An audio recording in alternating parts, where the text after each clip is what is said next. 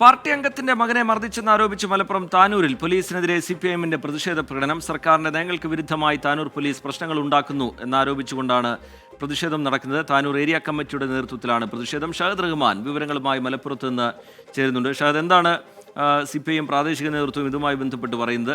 പോലീസിന്റെ വിശദീകരണം എന്താണ് ഷഹദ്? റിജിത്ത്, കഴിഞ്ഞ ദിവസമാണ് ഈ കേസിന് അസുഖമായ സംഭവം നടക്കുന്നത്. അതായത് ഒരു കേസ് ഈ പാർട്ടി അംഗത്തിന്റെ മകനെതിരെ എടുക്കുന്നു. എന്നാൽ ഈ യുവാവ് പോലീസിൽ കീഴടങ്ങാൻ തയ്യാറായിട്ടുണ്ടായിരുന്നില്ല.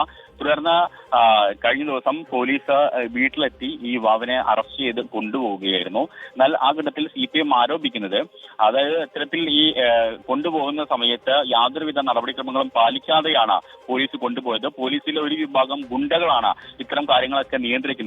സർക്കാരിന്റെ നയങ്ങൾക്ക് വിരുദ്ധമായിട്ടാണ് ഇത്തരം പ്രശ്നങ്ങൾ ഉണ്ടാക്കാനായിട്ട് ഒരു ശ്രമം നടത്തുകയാണ് ഈ പോലീസ് എന്നുള്ളതാണ്. മാത്രമല്ല, യുവാവിനെ വീട്ടിൽ നിന്ന് പിടിച്ചുകൊണ്ടുപോകുന്ന സമയത്ത് വസ്ത്രമിടാൻ അനുവദിച്ചിരുന്നില്ല. അതുപോലെ തന്നെ പോലീസ് സ്റ്റേഷനിൽ വെച്ച് വളരെ മോശമായ രീതിയിൽ പെരുമാറി തുടങ്ങിയ കാര്യങ്ങളൊക്കെയാണ് പ്രധാനമായിട്ടും സിപിഎം ആരോപിക്കുന്നത്. എന്നാൽ പോലീസ് ഇതുമായി ബന്ധപ്പെട്ട് നൽകുന്ന വിശദീകരണം എന്ന് പറയുന്നത്, യുവാവിനെതിരെ 2 തവണ വാറന്റ് പുറപ്പെടുവിച്ചതാണ്. പക്ഷേ യുവാവ് കീഴടങ്ങാൻ തയ്യാറായിട്ടില്ല.